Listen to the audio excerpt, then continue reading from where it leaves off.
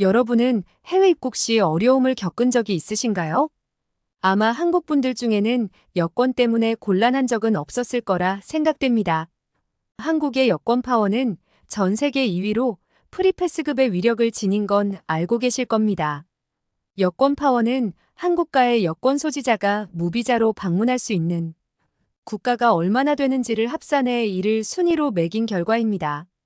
한국인은 다른 나라의 정치적 외교적으로 부정적인 영향을 끼치지 않으면서도 관광에 관련된 소비도 많이 하기 때문에 지구촌 어딜 가나 환영받는다는 것입니다.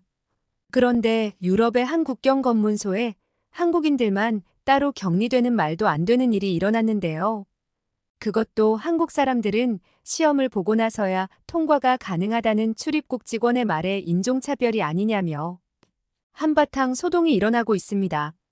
이게 어떻게 된 일인지 오늘의 사연 들어보겠습니다. 안녕하세요. 저는 핀란드 헬싱키의 한 작은 마을에서 태어나고 자란 엘리나라고 합니다.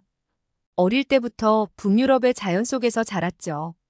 가족과 함께 자주 숲을 거닐고 겨울이면 얼어붙은 호수에서 스케이트를 타곤 했어요. 핀란드는 정말 아름다운 나라예요. 특히 한국에서 오시는 분들이 많아져서 참 기뻐요. 우리나라의 자연과 도시 풍경이 한국인들에게 많은 인기를 끌고 있죠. 헬싱키는 핀란드의 수도로 현대적인 도시의 매력과 자연의 조화가 멋지게 어우러져 있어요. 한국인 관광객들은 헬싱키 대성당과 수오멜린나 섬 같은 명소를 많이 찾으세요. 특히 겨울철에 오시면 북유럽의 독특한 겨울 풍경을 즐길 수 있죠. 눈 덮인 도시와 오로라를 보러 오는 분들도 많아요. 핀란드의 자연도 한국인들에게 큰 인기를 끌고 있어요. 라플란드는 특히 유명한데요. 사파리와 순록, 그리고 산타클로스를 만나기 위해 많은 분들이 찾아오세요. 여름에는 끝없는 낮을 즐길 수 있는 백야 현상도 매력적이에요. 수많은 호수와 숲이 있는 국립공원들도 많은 사랑을 받고 있죠. 트레킹이나 카누를 즐기기에 딱 좋은 곳이에요. 요즘에는 한국 드라마와 예능 프로그램에서도 핀란드를 배경으로 촬영하는 경우가 많아서 그 영향을 받아 방문하는 한국인 관광객들도 많이 늘었어요. 핀란드의 독특한 사우나 문화나 디자인 소품들도 한국 분들께 인기가 많더라고요. 저희 부모님은 헬싱키 대학의 교수였고, 저는 자연스럽게 학문에 대한 열정을 가지게 되었죠. 대학에 진학하면서 동양학을 전공하게 되었는데, 특히 러시아 문학과 언어에 큰 관심이 생겼어요. 도스토옙스키와 톨스토이의 작품에 푹 빠지면서 러시아 문화에 대한 호기심이 날로 커져갔죠. 그래서 러시아어를 배우기 시작했어요. 대학 시절 러시아 상트페테르부르크로 교환학생 프로그램에 참여하게 되었어요. 처음 러시아에 도착했을 때는 낯선 도시와 새로운 문화에 적응하는데 어려움을 겪었지만 곧 그곳의 아름다움과 사람들의 따뜻한 환대에 마음을 열게 되었죠. 상트페테르부르크의 한 카페에서 일을 하면서 러시아인 친구들을 사귀기 시작했어요. 그 중에서도 제 마음을 사로잡은 사람은 알렉세이였어요. 알렉세이는 재능 있는 사진작가로 그의 작품은 도시의 일상과 사람들의 삶을 생생하게 담아냈죠. 우리는 예술과 문학에 대한 깊은 대화를 나누며 서로에게 끌리게 되었어요. 알렉세이와 저는 시간이 흐를수록 서로에게 없어서는 안 될 존재가 되었어요. 점점 러시아를 제 두 번째 고향으로 느끼기 시작했죠. 그래서 대학을 졸업한 후에도 러시아에 남기로 결심했어요. 상트페테르부르크의 한 대학교에서 러시아 문학을 연구하며 교수로 일하게 되었죠. 처음에는 부모님이 제가 다른 나라에서 살게 된다는 소식에 걱정했지만 제가 행복하다는 것을 알게 되면서 점차 안심하게 되었어요. 저는 핀란드와 러시아를 오가며 두 나라의 문화를 연결하는 다리 역할을 하게 되었어요. 시간이 흘러 알렉세이와 저는 결혼하게 되었고 상트페테르부르크에 아늑한 집을 마련했어요. 알렉세이와 저는 정말 행복하게 지내고 있었어요. 그러던 어느 날 저희에게 놀라운 소식이 찾아왔어요. 제가 임신을 하게 된 거죠. 처음에는 믿기지 않았지만 병원에서 확실한 소식을 듣고 나니 가슴이 벅차올랐어요. 저희 둘 다 기쁨에 겨워 서로를 끌어안고 눈물을 흘렸죠. 그런 우리 딸이 벌써 5살이 되었어요. 시간이 정말 빨리 지나간 것 같아요. 아직도 그녀가 처음으로 웃음을 지었던 순간, 첫 걸음을 내딛었던 날이 어제 같은데 말이죠. 알렉세이와 저는 딸과 함께한 모든 순간을 소중히 여기며 그녀를 애지중지 키웠어요. 그리고 이제 드디어 그녀가 학교에 입학할 해가 되었어요. 우리 딸이 학교에 간다니 믿기지 않았죠. 처음에는 조금 두렵기도 했어요. 우리 딸이 잘 적응할 수 있을까, 친구들은 잘 사귈 수 있을까 하는 걱정이 들었죠. 하지만 제 우려와는 달리 딸아이는 학교 생활에 적응을 굉장히 빨리 해 친구들도 많이 사귀었더라고요. 딸아이가 학교에 다니기 시작한 지도 벌써 몇 달이 지났어요. 그녀는 학교 생활에 잘 적응하고 새로운 친구들을 사귀며 매일 즐거운 시간을 보내고 있죠. 그러던 어느 날 딸아이가 학교 후 놀이터에서 놀고 있었어요. 저는 딸을 지켜보며 친구들과 어울리는 모습을 바라보고 있었죠. 그날 딸아이는 유난히 신이 난 모습이었어요. 그녀는 제게 다가와 새로 사귄 친한 친구를 소개시켜 주겠다고 했어요. 엄마, 아빠, 이리 와보세요. 제가 새로 사귄 친구예요. 딸아이가 밝은 목소리로 외쳤죠. 놀이터 구석에서 까만 머리에 까만 눈동자를 가진 귀여운 아이가 다가왔어요. 딸은 그 아이의 손을 꼭 잡고 있었고 얼굴에는 밝은 미소가 가득했어요. 엄마, 이 아이는 리아예요. 제 새 친구예요. 리아는 한국인이에요. 딸아이는 자랑스럽게 말했죠. 리아는 수줍은 듯 미소를 지으며 인사했어요. 안녕하세요. 저는 리아예요. 저는 리아를 보며 따뜻하게 미소 지었어요. 안녕, 리아. 만나서 정말 반가워. 우리 딸과 친구가 되어줘서 고마워. 리아는 고개를 끄덕이며 부드럽게 웃었어요. 알고 보니 리아의 가족은 얼마 전에 한국에서 러시아로 이사 온 참이었어요. 리아의 부모님도 함께 놀이터에 와 계셨고 우리는 그들과 인사를 나누었어요. 리아의 부모님은 친절하고 따뜻한 분들처럼 보였어요. 딸아이와 리아가 친한 친구가 된 이후 저희 가족은 리아의 가족과도 자주 교류하게 되었어요. 그러던 어느 날 리아의 부모님과 이야기를 나누다가 리아의 아빠가 한국의 현대차 기업에서 주재원으로 러시아에 파견 온 사실을 알게 되었어요. 리아의 아빠는 현대차 기업에서 중요한 역할을 맡고 계셨고 그분은 회사에서 러시아로 파견을 오게 되어 가족과 함께 이사하게 된 거였죠. 저도 현대차에 대해서는 알고 있었는데 그곳을 다니는 한국분을 만나니 흥미로운 마음에 이것저것 질문을 많이 하게 되더라고요. 리아의 아빠가 현대차에 대해 자부심이 굉장해서 처음에는 그의 이야기를 들을 때 거부감을 느껴졌어요. 사실 딸아이의 친구로 만나기 전까지는 한국이라는 나라에 대해서도 잘 몰랐는데 한국의 기업에 대해 자랑을 하니 귀에 잘 들어오지도 않을 만했죠.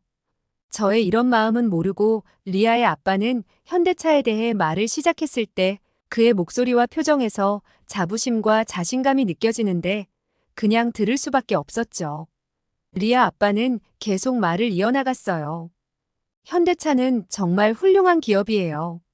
한국에서는 많은 사람들이 현대차를 자랑스러워하죠. 우리 기업이 전 세계에서 얼마나 큰 영향력을 가지고 있는지 그리고 혁신적인 기술을 개발하고 있는지 알면 더 자랑스럽게 느껴지실 거예요.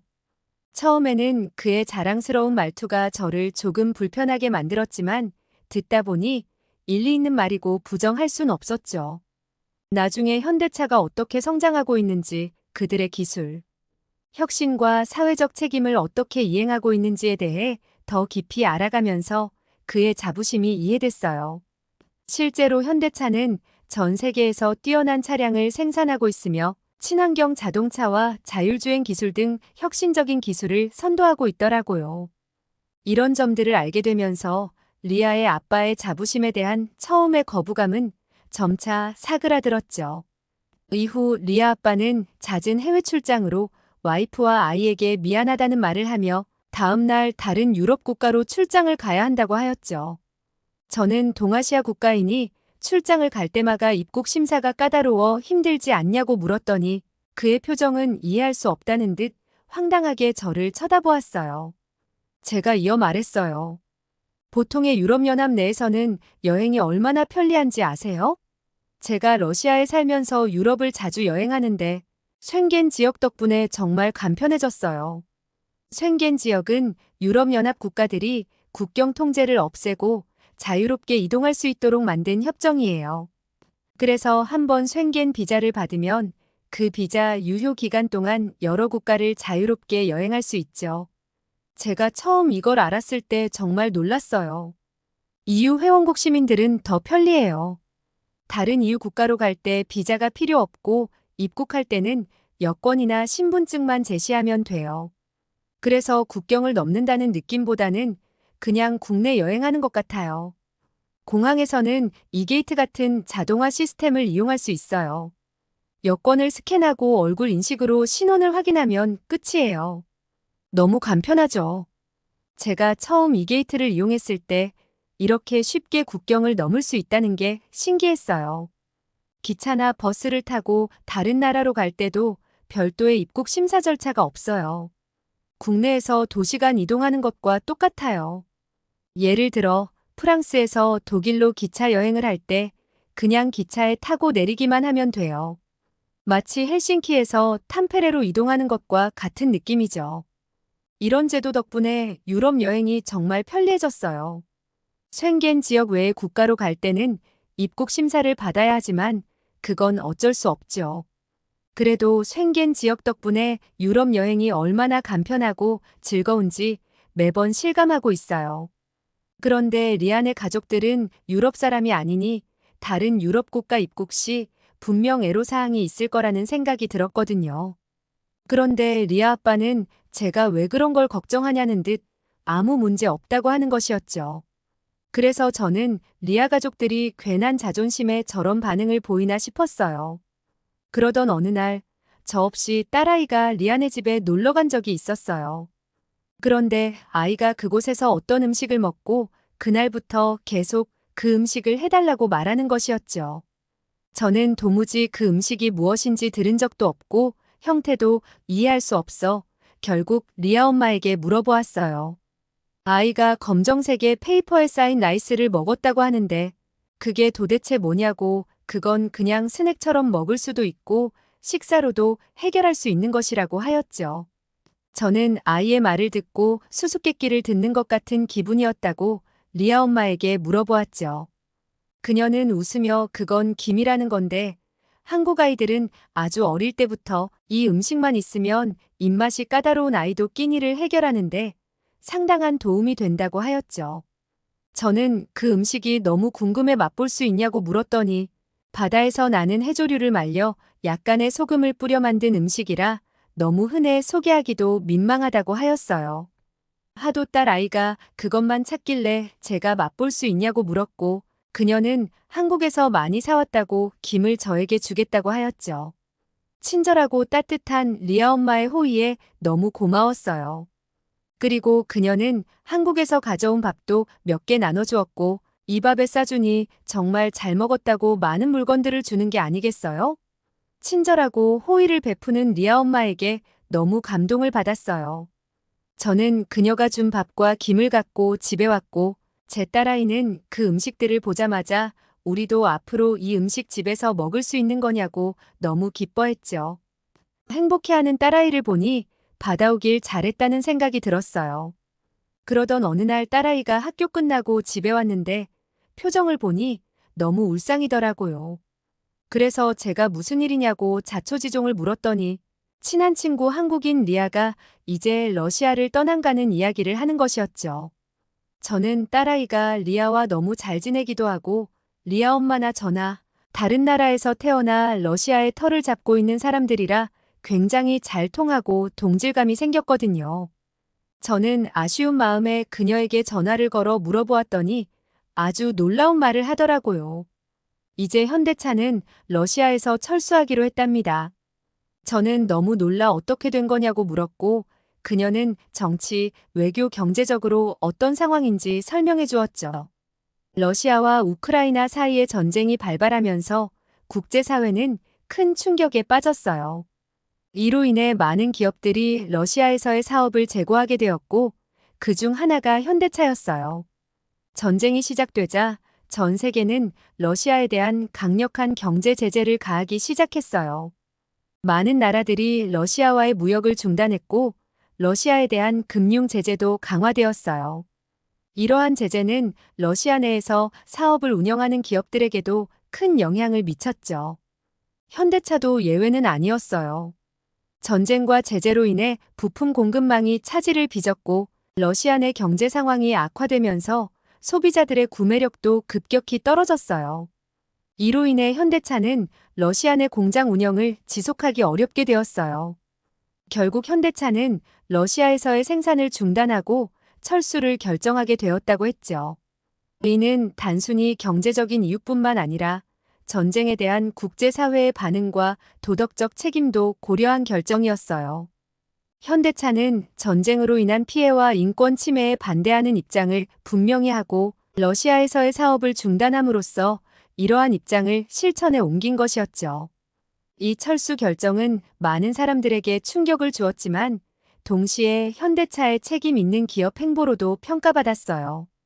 현대차는 철수 과정에서 현지 직원들에 대한 지원도 아끼지 않았어요. 전쟁이라는 비극 속에서 기업으로서의 책임을 다하려는 노력이었죠. 이렇게 현대차는 러시아에서 철수하게 되었고, 이는 전쟁이 국제 비즈니스에 미치는 영향을 보여주는 사례가 되었어요. 전쟁은 단순히 국가 간의 충돌이 아니라 세계 경제와 글로벌 기업들에게도 큰 영향을 미친다는 것을 다시 한번 깨닫게 해준 사건이었어요.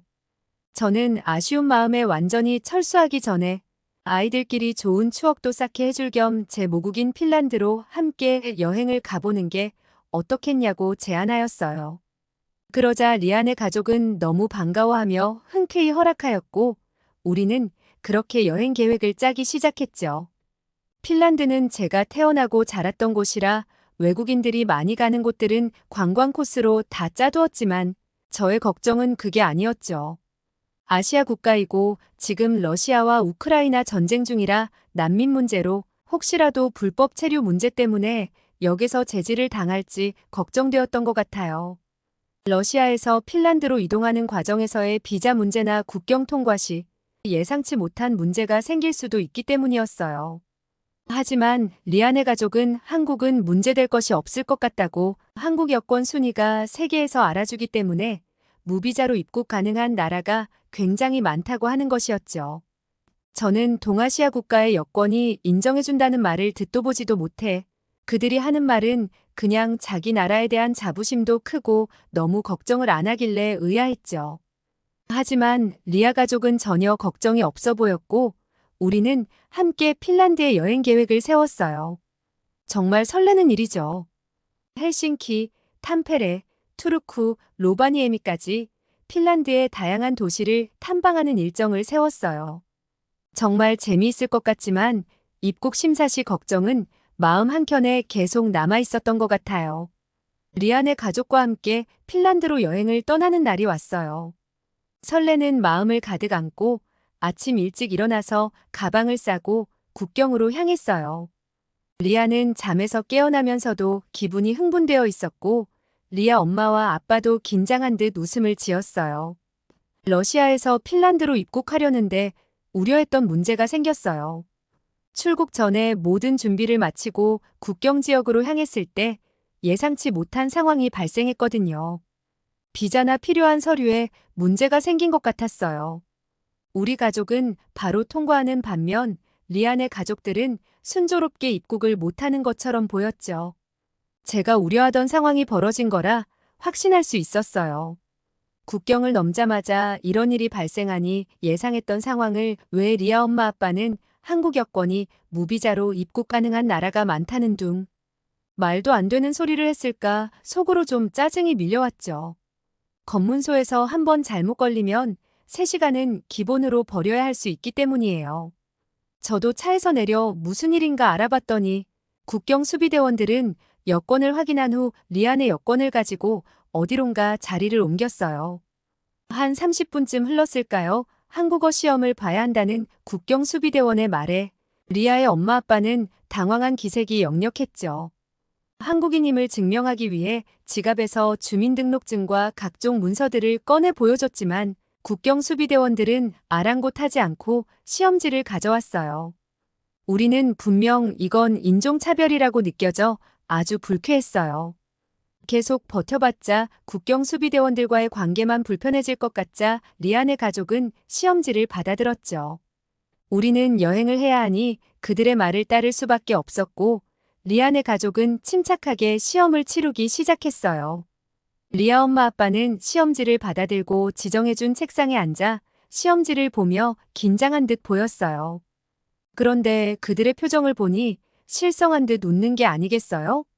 막상 한국어 시험의 문제 수준은 한국 사람들이라면 아는 상식의 문제였고 부부는 이런 문제를 그것도 다른 나라의 국경 수비대 앞에서 문제를 풀고 있는 자신들의 모습과 상황이 너무 웃겨 실소가 나왔다고 하더라고요.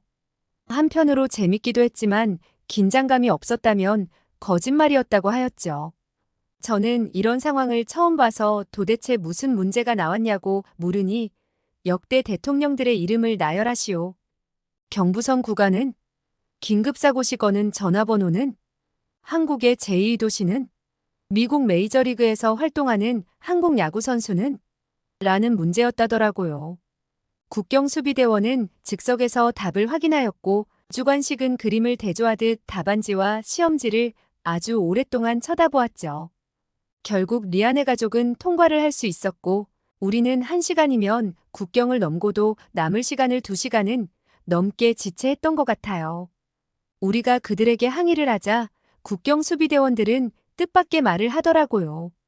핀란드가 국경 검문소에서 실시하는 한국인 확인 시험은 위조 여권 소지자 색출을 위해서라는 설명이었어요. 중국인을 포함한 동양인들이 한국 위조 여권을 사용해 입국하는 경우가 늘고 이들의 불법 체류가 유럽연합으로 확대되면서 본격적으로 도입된 것입니다.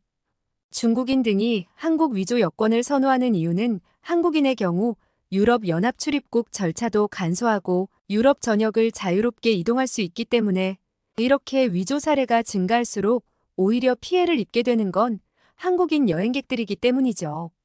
사실 한국인 여행객들은 대부분의 유럽 국가의 무비자 협정국이라서 여권만 제시하면 입국이 가능하여 비교적 편리하게 여행을 하고 있는 걸로 아는데 우리 국경에서 검사를 할 때마다 한국인 여행객들이 갑작스레 추가된 절차에 당황하는 모습을 보이죠. 인종차별을 당하는 거라고 오해를 하기도 하지만 이 검사를 통해서 한글을 쓰지 못하거나 한 문제도 못 맞힐 경우 현장에서 신분 조회를 하게 되고 이렇게 해서 적발되는 한국 위조 여권 소지자가 상당수 존재하기 때문에 한국인 여행객의 불편을 감수해서라도 현장에서는 계속해서 사용할 수밖에 없는 상황이라고 설명을 해주었죠. 저는 그 이야기를 듣고 한국 여권의 위상이 어느 정도길래 한국 여권을 위조하는 중국인이 많은 건가 궁금함이 밀려왔어요. 그래서 한국 여권에 대해 검색을 하게 되었는데 찾아본 후 충격을 받고 말았어요. 여권 검사를 통해 한국인이 맞다는 것을 증명하는 과정에서 한국 여권이 얼마나 강력한지 새삼 깨닫게 되었죠. 한국 여권은 2023년 기준으로 전 세계에서 가장 강력한 여권 중 하나로 비자 없이 여행할 수 있는 국가의 수가 무려 192개국에 달하더라고요. 이 숫자는 한국 여권 소지자가 거의 모든 주요 국가를 비자 없이 여행할 수 있다는 것을 의미하는 것이었죠. 일본과 함께 공동 2위에 랭크된 한국 여권은 핀란드나 에스토니아 같은 유럽 국가를 포함해 많은 나라에서 비자 없이 입국할 수 있게 해주는 것이었죠. 국경에서의 상황을 겪으며 리안의 가족이 한국 여권에 대해 괜한 자부심을 가지고 있는 게 아니구나 깨달았어요. 실제로 한국 여권은 굉장히 강력하다는 것을 눈으로 확인하게 되었죠. 국경에서의 경험을 통해 한국 여권의 강력함을 실감한 후 중국인들이 왜 한국 여권을 위조해 한국 사람들이 국경을 넘을 때 피해를 보게 하는지에 대해 생각해 보니 마음이 불편해졌어요. 실제로 이러한 문제는 많은 불편과 혼란을 초래하죠. 한국 여권은 세계적으로 매우 강력한 여권으로 비자 없이 여행할 수 있는 나라가 많고 신뢰도가 높은 이유로 일부 중국인들이 불법적으로 한국 여권을 위조해 더 쉽게 다른 나라로 입국하려고 시도하는 것이죠. 하지만 이런 행위는 한국 여권 소지자들에게 불편을 초래해요. 국경을 넘을 때 추가 검사를 받거나 예상치 못한 상황에 처하게 되기 때문이죠. 실제로 리안의 가족도 국경에서 한국어 시험을 보며 한국인임을 증명해야 했으니 말이에요. 리안의 가족과 함께한 이 경험을 통해 앞으로도 이런 불편한 상황이 발생하지 않도록 서로 배려하고 이해하는 마음을 가지게 되었어요. 여행을 통해 배우고 경험하는 것은 이런 예상치 못한 상황에서도 긍정적인 태도로 대처하는 것이 중요하다는 것을 깨닫게 해주었어요. 이제는 이런 문제들이 해결되어 한국 여권 소지자들이 더 안전하고 편리하게 여행할 수 있기를 바라며 핀란드에서의 멋진 여행을 즐기기로 했어요. 리안의 가족과 핀란드 여행을 하면서 한국에 대한 이야기를 많이 들었어요. 그 이야기를 통해 한국이라는 나라에 여행 가고 싶어졌죠. 리안의 가족은 한국의 아름다운 자연과 역사 그리고 활기찬 도시 생활에 대해 자주 이야기해줬어요.